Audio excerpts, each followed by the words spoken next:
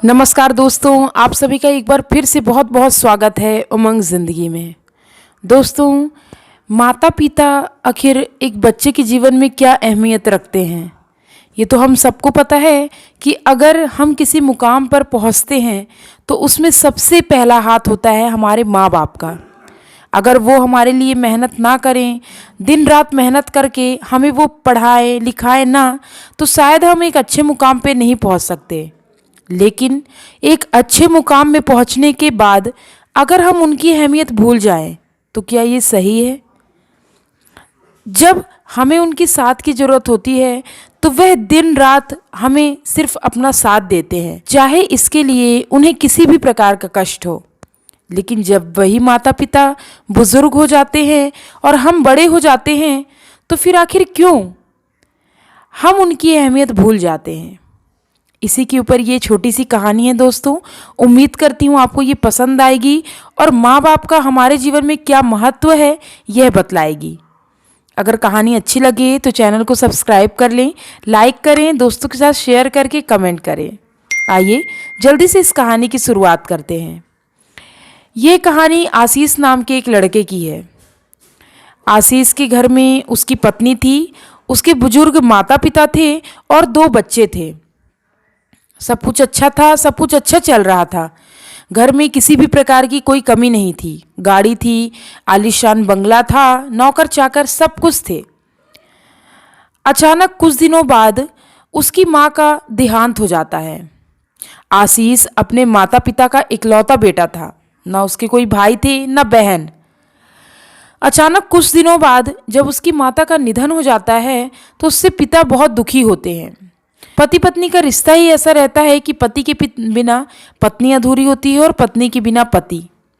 जब माँ का देहांत हो जाता है तो कुछ दिनों बाद आशीष के अपने पिता से लड़ाई हो जाती है।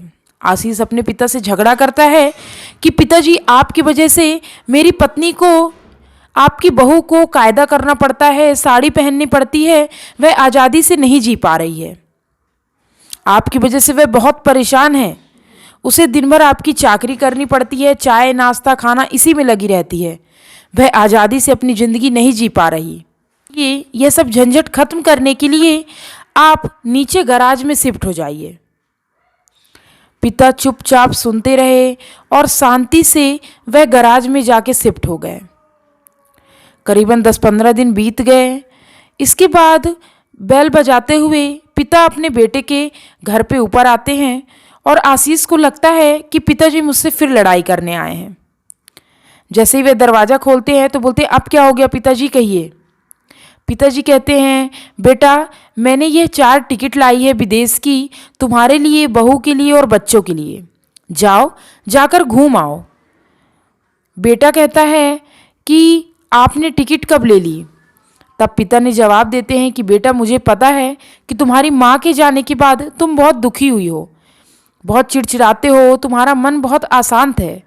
जाओ, अपनी बीवी के साथ बाहर घूम के आओगे तो तुम्हें अच्छा लगेगा। यह 15 दिन की ट्रिप है, जाकर घूम के आओ। बेटा खुश हो जाता है। वह फटाफट अपनी बीवी को लेकर, बच्चों को लेकर विदेश घूमने चला जाता है। बेटे के विदेश जाने के बाद पिता का असली खेल चालू होता है। बेटे के जाते ही वह 10 करोड़ के मकान को 3 करोड़ में बेच देते हैं और अपने लिए एक छोटा सा घर ले लेते हैं। घर में जो भी सामान रहता है उसे एक किराए के घर पे रख देते हैं और वहाँ पर एक बड़ा सा ताला लगाकर वहाँ से चले जाते हैं।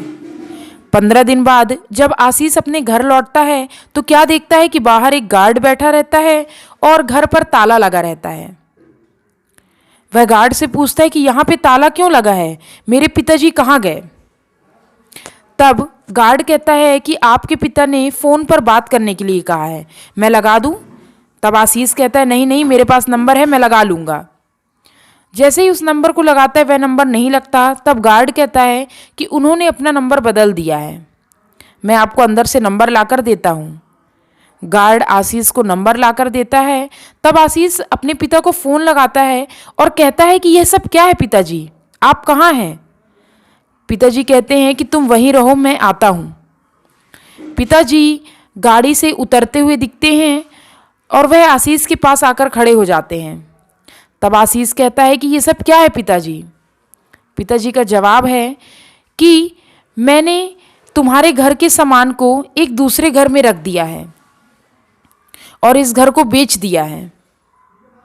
इसे बेचकर मैंने एक छोटा सा घर लिया है। अब मैं वहाँ शांति से रहूँगा। अब तुम्हारा जैसे मन हो, तुम्हारी बीवी का जैसे मन हो, तुम रह सकते हो। मुझे परेशान मत करो। बेटा, मैंने और तुम्हारी माँ ने दिन रात कष्ट झेलकर तुम्हें बड़ा किया, तुम्हें एक अच्छे मुकाम पर पहुँचाया, और आज मुझे तुम बोझ समझते हो। इसलिए मैंने खुद ये फैसला लिया कि जो भी मेरी जमा पूंजी से मैंने ये घर खड़ा किया था, उसे मैं बेचकर अपने लिए एक छोटा सा घर लिया। अब तुम जाओ, तुम्हें जैसे जो करना है, जैसे ज़िंदगी जीना है, तुम जी सकते हो। आशीष के मन में बहुत बड़ा पछतावा हुआ। वह अपने व्यवहार के लिए बहुत ही दुखी हुआ, लेकिन यह समय की बात है। आप जैसे अपने माता पिता के साथ करोगे, आपको उसका फल मिलेगा। दोस्तों, यह कहानी हमें यह सीख देती है कि हमें माता पिता की अहमियत को कभी भूलना नहीं चाहिए। वह हमारे लिए किस कष्ट से आगे बढ़कर हमें आगे करते हैं, यह नहीं भूलना चाहिए। जब हमें उनकी ज़रूरत रहती है तो वह हमें हर वक्त साथ देते हैं, लेकिन जब उनका बुढ़ापा आता है और बात हमारे साथ देने की होती है तो हम क्यों पीछे हट जाते हैं। माँ बाप भगवान का एक रूप है। अगर हम माँ बाप की सेवा करेंगे, माँ बाप को अपने साथ रखेंगे, तो ईश्वर हमारे साथ हमेशा रहेंगे। इसलिए अपने माँ बाप की कदर करिए।